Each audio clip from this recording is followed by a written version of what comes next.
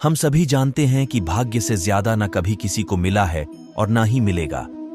हमारे पास जो कुछ भी है, चाहे वो दूसरों से ज्यादा है या दूसरों से कम है, हमारे भाग्य का दिया हुआ ही है। जो हमारे भाग्य में लिखा होता है हमें वही मिलता है। लेकिन फिर बात ये आती है कि जब मिलना वही है जो हमारे भाग्य में लिखा है, तो फिर मेहनत और कर्म करने की क्या जरूरत है। तो दोस्तों, होता यह है कि मेहनत और कर्म करना भी हमारे भाग्य में लिखा होता है और उसी के अनुसार हमारी जिंदगी चलती है। कुछ लोग बहुत मेहनत करते हैं और तब जाके उन्हें सफलता मिलती है, लेकिन कुछ होते हैं जो कम मेहनत करते हैं और उन्हें सफलता भी ज्यादा मिलती है। ये सब भाग्य का ही खेल है। किसी के भाग्य में होता है कि वो जब तक मेहनत नहीं करेगा तब तक उसे कुछ नहीं मिलेगा, और किसी के भाग्य में होता है कि वो कम मेहनत भी करेगा तो भी उसे ज्यादा मिलेगा। भाग्य के इस चक्कर को समझना बहुत मुश्किल है। बस हम इतना समझ लें कि जो होता है और जो हम करते हैं वो सब हमारी किस्मत का लिखा होता है। आज की इस वीडियो के जरिए आप समझेंगे कि किस तरह हमारे भाग्य का लिखा हमें मिलता है और साथ ही दूसरों के भाग्य का लिखा भी हमारे लिए फायदेमंद होता। इस भाग्य पर कहानी के जरिए आप कई सारी बातों को जानेंगे और वो सभी बातें कहीं ना कहीं आपकी जिंदगी और माइंड में एक पॉजिटिव असर करेंगी। इस वीडियो को बिना स्किप किए देखें और समझें कि किस तरह भाग्य का खेल हमारी जिंदगी को आगे बढ़ाता है। बहुत समय पहले की बात है। एक गांव के मंदिर में एक पुजारी था। वो पुजारी अपना सारा समय मंदिर की सफाई, पूजा पाठ, आने जाने वालों के लिए पूजा करने में ही बिताता था। उसके परिवार में कोई नहीं था और वो अपना खाना पीना मंदिर में होने वाले चढ़ावे से ही चलाता था। वो पुजारी व्यवहार का बहुत अच्छा था। उसके मन में पैसों के प्रति ज्यादा लालच नहीं था। मंदिर में जब भी ज्यादा चढ़ावा होता तो वो उनसे दूसरों लोगों की भी मदद करता था। पुजारी मन ही मन ये भी सोचता था कि मंदिर के चढ़ावे से थोड़ा बहुत बचत भी होती तो भविष्य के लिए अच्छा हो जाता। लेकिन गांव का मंदिर था तो वहां लोगों का आना जाना कम होता था। मुश्किल से दिन भर में 5 से 6 पैसों का चढ़ावा हो पाता था, जिसमें से पुजारी अपने दिन भर की जरूरतों को पूरा करने के बाद सिर्फ 2 पैसे ही बचा ही पाता था। और जब कभी चढ़ावा ज्यादा होता तो पुजारी के पास कोई ना कोई व्यक्ति ऐसा आ जाता जिसे मदद की जरूरत होती थी और पुजारी उसे मना भी नहीं कर पाता। बहुत समय बीत गया, लेकिन पुजारी पूरे दिन 2 पैसों से ज्यादा बचत कर ही नहीं पाता था। वो हमेशा भगवान से यही प्रार्थना करता कि भगवान, कुछ तो ऐसा चमत्कार हो कि उसे ज्यादा से ज्यादा पैसे मिले। एक दिन की बात है, भगवान से प्रार्थना करके पुजारी रोज की तरह अपने काम में लग जाता। कुछ समय बाद पुजारी की शादी हो गई। घर में अब 2 लोग हो गए और खर्चा चलाने के लिए ज्यादा पैसों की जरूरत पड़ने लगी। पुजारी की शादी होने के बाद मंदिर में लोगों का आना जाना बढ़ने लगा, जिसकी वजह से चढ़ावा भी ज्यादा होता और अब पुजारी अपने घर के खर्चे पूरे करने के बाद 10 पैसे रोज बचाने लगा। धीरे धीरे पुजारी के पास ज्यादा पैसे हो गए। कुछ पैसों से उसने अपने घर की मरम्मत करी और कुछ पैसों को भविष्य के लिए बचा लिया।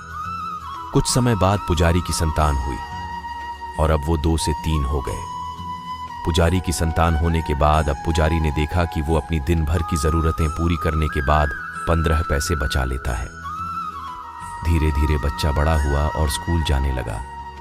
अपनी बचत के पैसों से पुजारी अपने बच्चे की पढ़ाई का खर्चा चलाता था। जैसे जैसे बच्चे की उम्र बढ़ते गई और पढ़ाई के खर्चे बढ़ने लगे, वैसे वैसे ही मंदिर में चढ़ावा ज्यादा होता चला गया। ज्यादा लोग आने लगे और पुजारी के जीवन में पैसों की कोई कमी नहीं हुई। अपनी जिंदगी को इस तरह बदलता देख पुजारी ने एक दिन भगवान से प्रार्थना करी और पूछा कि भगवान, मैं रोज के 2 पैसे बचाता था और बहुत कोशिश करने के बाद भी मैं कभी 2 पैसों से ज्यादा नहीं बचा पाया, लेकिन आज मैं सब खर्चे करने के बाद भी 30 पैसे बचा लेता हूँ, जो कि मेरे और मेरे परिवार के लिए बहुत है। इन सब की वजह क्या है भगवान? क्या ये आपकी कृपा है या फिर मेरा भाग्य? ऐसा कहकर पुजारी अपने रोज के कामों में लग गया। रात हुई और जिस समय पुजारी गहरी नींद में था, उस समय भगवान उसके सपनों में आए और बोले, भक्त, न तुम्हारा भाग्य बदला है और ना ही मैंने कोई कृपा करी है। तुमने जिस दिन शादी करी और तुम्हारे घर जो स्त्री आई, उसके आने से तुम 10 पैसे बचाने लगे, जिसमें 8 पैसे तुम्हारी पत्नी के भाग्य के थे, जिसकी वजह से तुम दोनों के पेट भर खाने पीने और बाकी जरूरतों की पूर्ति होने लगी। फिर तुम्हारी संतान हुई और उसके होने के बाद तुम 15 पैसे बचाने लगे, जिसमें से 5 पैसे तुम्हारी संतान के भाग्य के थे, और आज जो तुम 30 पैसे बचा रहे हो उसमें से 15 पैसे तुम्हारे बच्चे की पढ़ाई और उसके बेहतर भविष्य के भाग्य के हैं। भक्त, तुम आज भी अपने भाग्य के सिर्फ 2 ही पैसे बचा रहे हो और आगे भी 2 ही बचा पाओगे। दोस्तों, इस कहानी से आप कई बातें समझे होंगे और साथ ही आप ये भी समझे होंगे कि किस तरह हमारे भाग्य का लिखा हमें मिलता है और साथ ही किस तरह दूसरों के भाग्य का लिखा भी हमारे द्वारा होते हुए भी दूसरों को मिलता है। आपने देखा होगा कि कई बार लोग पार्टनरशिप में किसी काम की शुरुआत करते हैं और धीरे धीरे वो काम बहुत चलने लगता है, और जब काम चलने लगता है, इनकम होने लगती है, तो वो लोग पार्टनरशिप तोड़कर खुद का काम शुरू कर लेते हैं और फिर वो जो काम शुरू करते हैं वो नहीं चलता और उन्हें नुकसान होने लगता है। इसका कारण भी भाग्य ही है। कई दफा ऐसा होता है कि दूसरे के अच्छे भाग्य की वजह से हमारा भी अच्छा होने लगता है, लेकिन हम ये बात नहीं समझ पाते और ज्यादातर लोग ऐसी बातों को मानते भी नहीं हैं। कई बार हमारा भाग्य हमारे दोस्त, हमारे पार्टनर, हमारे परिवार के लोगों के भाग्य से भी जुड़ा होता है, और जब तक हम उनके साथ होते हैं तब तक हमारे साथ सब कुछ अच्छा होता है, और जब हमसे उनसे दूर होते हैं तो हमारे साथ चीजें ज्यादा अच्छी नहीं होती। दोस्तों, जिस तरह किसी और के भाग्य की अच्छी चीजों से हमारा अच्छा होता है, उसी तरह इसका उल्टा भी होता है और दूसरों के बुरे भाग्य की वजह से हमारा भी बुरा होने लगता है। यही भाग्य का खेल है जो सारी जिंदगी हमारे साथ चलता रहता है। अगर आप ऐसी बातों को नहीं मानते और भाग्य पर विश्वास नहीं करते तो इस कहानी को अच्छे से 2 या 3 बार सुनें और अपने मन में सोचें कि क्या सच में ऐसा होता है। क्या आज तक आपके साथ ऐसा कुछ हुआ है जिसमें किसी और की वजह से आपको फायदा हुआ, या फिर आपके परिवार में किसी सदस्य के बढ़ने से आपके साथ कुछ बेहतर हुआ?